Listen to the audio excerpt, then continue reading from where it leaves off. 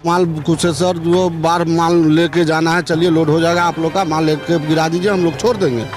तो हम लोग आए सर, तो यहाँ माल लोडिंग नहीं हो रहा है सर। हम लोग तो क्या करें, लोड भी गाड़ी सब है जो आधा आधा माल करके 2-3 गाड़ी लोडिंग कोई नहीं दिए हैं खाना, सेंटर से कोई खाना नहीं दिया है सर। हम लोग मांगने किए तो बोला आप लोग का खाना नहीं बनता है। तो फिर डीटीओ साहब से पूछे क्या? डीटीओ साहब से हम लोग का आए नहीं किया जो बात हो जाए सर।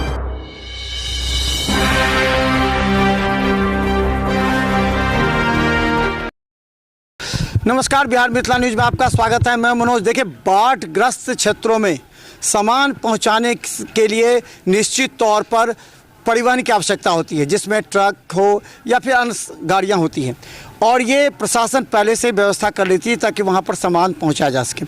लेकिन जिस तरह की आपदा थी और सड़क जाम था, बांध पर भी जगह नहीं थी सड़क, इसीलिए एयर ड्रॉप के मार्फत से तमाम बाढ़ राहत सामग्री को उतारा गई। लेकिन 10-12 ट्रक, जिसमें जो 14 पहिए का भी है और 8 पहिए जो ट्रक है, बड़ी छोटी सभी ट्रकों को एहतियात तौर पर डीटीओ के द्वारा रोका गया था ताकि यहाँ से जो सामान है उसको भेजा जा सके जमालपुर। आप लोगों को कब रोका गया? कल पकड़ा हम लोग का सर 10 बजे में सर। क्या बोला गया था? बोला माल कुछ है सर, जो बार माल लेके जाना है, चलिए लोड हो जाएगा आप लोग का, माल लेके गिरा दीजिए, हम लोग छोड़ देंगे।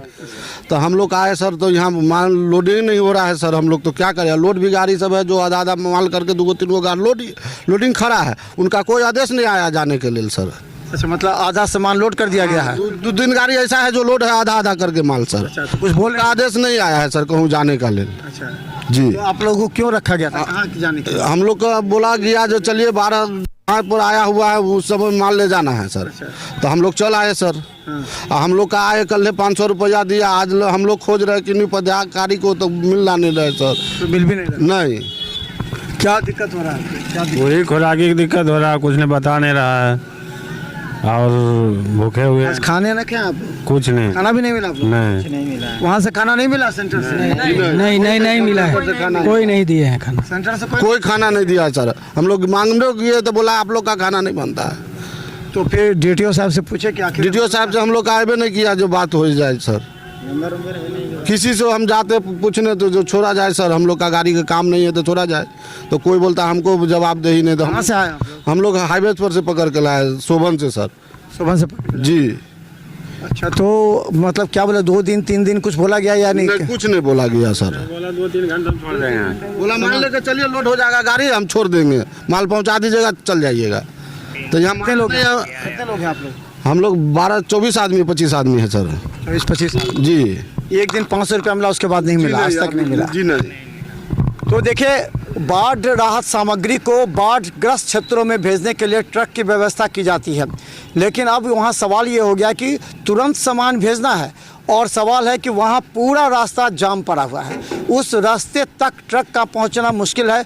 इसीलिए निर्णय लिया गया एयर ड्रॉप किया जाए, यानी कि हेलीकॉप्टर से ही जो बाढ़ का पैकेट बना हुआ उसे वहाँ तक पहुँचा दिया, गिराया जाए, और गिराया जा रहा है। इन लोगों को रखा गया कि ताकि कभी भी ज़रूरत पड़ सकती है 3 दिनों से, लेकिन इनके साथ भी थोड़ा सा रियायत होनी चाहिए।